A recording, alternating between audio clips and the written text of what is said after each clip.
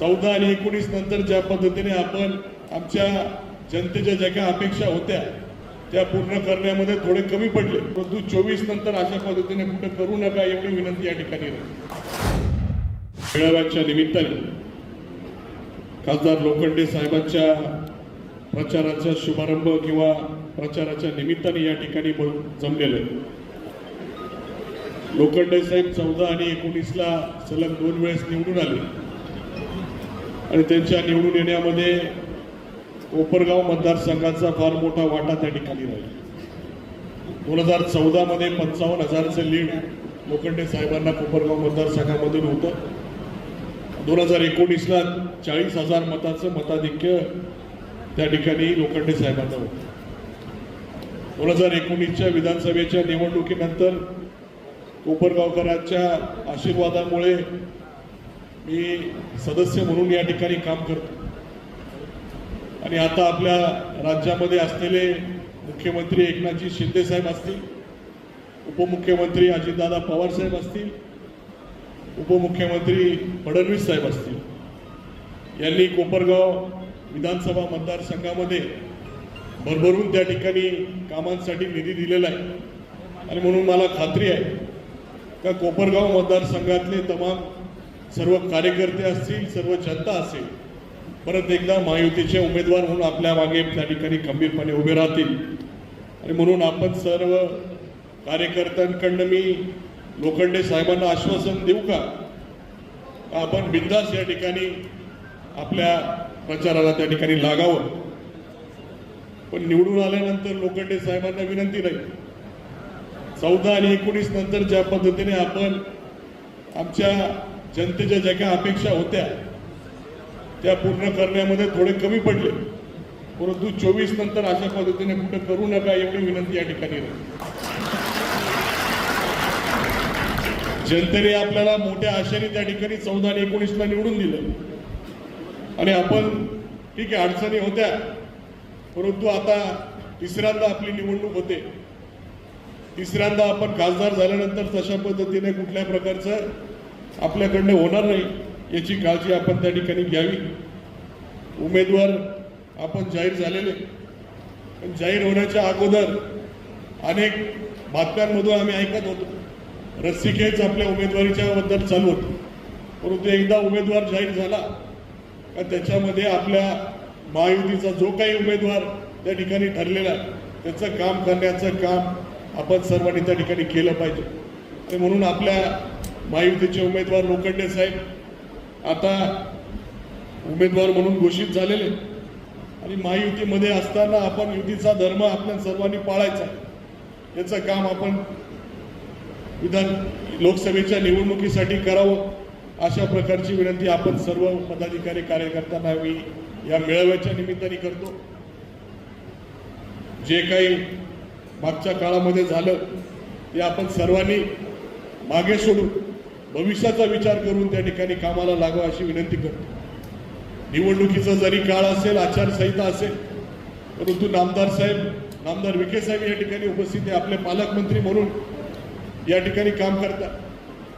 दुष्काळाची फार गंभीर परिस्थिती त्या ठिकाणी निर्माण झाली।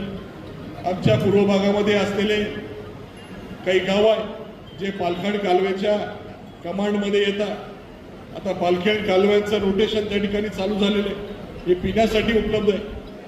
ते पाणी मिळवून देण्यासाठी नामदार विखे साहेबांना माझी विनंती आहे का आपण जिल्हाधिकाऱ्यांना त्या ठिकाणी सूचना कराव्या का आमच्या पूर्व भागातल्या लोकांना त्या ठिकाणी पाणी मिळून फक्त पिण्यासाठीचाच विषय तेवढं पाणी मिळावं अशा प्रकारची विनंती या निमित्ताने करतो। एक्सप्रेस कालव्याचं रोटेशन आताच फक्त संपलेलं आहे, परंतु पिण्यासाठी का होईना कुठल्या ना कुठल्या माध्यमातून त्यांना त्या गावांना पण पाणी मिळावं अशा प्रकारची विनंती करतो। इकडे वरच्या भागामध्ये निळवंडेचे लाभ क्षेत्रामध्ये असलेले गाव आहे, त्यांना पण मागच्या काळामध्ये टेस्टिंगच्या माध्यमातून आपण पाणी उपलब्ध करून दिलं आणि म्हणून आतापर्यंत पाणी त्या ठिकाणी टिकू शकलं।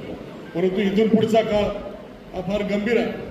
पिण्याच्या पाण्याचा प्रश्न त्या ठिकाणी निर्माण होतोय, जनावरांचा पाण्याचा प्रश्न त्या ठिकाणी निर्माण होतोय आणि म्हणून भविष्य काळामध्ये कुठल्या निळवंडेच्या माध्यमातून म्हणा किंवा दुसरं काही असेल तर त्या माध्यमातून टँकरच्या माध्यमातून का होईना तिथल्या गावातल्या लोकांना पिण्याचं पाणी असेल उपलब्ध करून देण्याचं काम आपण त्या ठिकाणी करावं अशी विनंती करू. गोदावरी कालव्याचं रोटेशनही आता नुकताच संपलेलं आहे. पुढचं त्याला उचलून घ्या.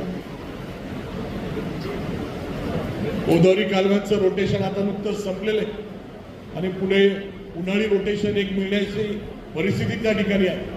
धरणामध्ये साधारण 3.5 ते 4 TMC पाणी सर्व धरणं मिळून त्या ठिकाणी उपलब्ध आहे आणि म्हणून एक शेतीचं रोटेशन त्या ठिकाणी होऊ शकतं. पिण्याला देखील पाणी त्या ठिकाणी आपल्याला ठेवता येईल अशी परिस्थिती आहे आणि म्हणून या सर्व बाबतीमध्ये आमदार विखे साहेबांना माझी विनंती राहील का आपण जरी निवडणुकीचा काळ आहे प्रचाराचे सर्व आपण त्याच्यामध्ये म्हणजे आपण गुंतलेलो आहे पण तरी देखील दैनंदिन या ज्या काही अडचणी आहे पाण्याच्या बाबतीमध्ये याच्यावर पण आपण त्या ठिकाणी मदत करावी अशा प्रकारची विनंती या निमित्ताने करेल. बाकी राहिला विषय समन्वय पाणी वाटप कायद्याचा विषय असेल याच्यामध्ये आपल्या नाशिक या भागामधल्या शेतकऱ्यांवर मोठ्या प्रमाणामध्ये अन्याय होण्याचं काम त्या ठिकाणी झालं आणि म्हणून सरकारमध्ये सातत्याने प्रत्येक अधिवेशनामध्ये मी या प्रश्नांवर आवाज उठवण्याचं काम करतो. सरकार कुठलंही असू परंतु सातत्याने नाशिकच्या शेतकऱ्यांवर सातत्याने अन्याय होण्याचं काम आपल्याला बघायला मिळतंय आणि म्हणून त्याही बाबतीमध्ये आमदार विखे साहेब असतील यांच्याकडे मी मागणी करतो की याच्यावरही आपण कुठली मीटिंग लावली का किंवा काही काम करता आलं तर निश्चितपणे एक आधार किंवा दिलासा देण्याचं काम या सर्व बाबतीमध्ये मतदारसंघातल्या शेतकऱ्यांवर होईल. आता नव्याने आपण बातम्या ऐकल्या असतील का नांदूर मधमेश्वर बंधाऱ्याला अजून गेट बसवले जाणार आणि त्याच्यामुळे जे काही ओव्हरफ्लोच्या काळामध्ये आपल्याला पाणी मिळतं गोदावरी कालव्याला याच्यावर कदाचित एक अडचण होऊ शकते किंवा गदा येऊ शकते अशी परिस्थिती त्या ठिकाणी आहे आणि त्याही बाबतीमध्ये आपण लक्ष घालावं अशा प्रकारची विनंती या निमित्ताने करेल. आपला मेळावा खऱ्या अर्थाने 4-4:30ला सुरू होणार होता परंतु मागचा मेळावा संपायला थोडासा वेळ झाला आणि म्हणून आपल्याला थोडासा वेळ थांबावं लागलं. त्याबद्दल मी आयोजकांच्या वतीने त्या ठिकाणी दिलगिरी व्यक्त करतो. आपण सर्वजण एवढ्या वेळ थांबले परंतु आता आमदार विखे साहेब आपल्याला मार्गदर्शन करणार आहे. त्याचं मार्गदर्शन आपण सर्वांनी शांततेने ऐकून घ्यावं अशा पद्धतीची विनंती करतो. आपण सर्वजण या ठिकाणी आलात त्याबद्दल सर्वांचे मी मनापासून आभार मानतो आणि माझे 2 शब्द थांबवतो. धन्यवाद. देश विदेशातील प्रत्येक घडामोडींचे लाईव्ह अपडेट मिळवण्यासाठी आता साम टीव्हीच्या सर्व सोशल मीडिया प्लॅटफॉर्मला लाईक, फॉलो आणि सबस्क्राईब करा. तसंच सर्व नोटिफिकेशनसाठी बेल आयकॉन प्रेस करायला विसरू नका.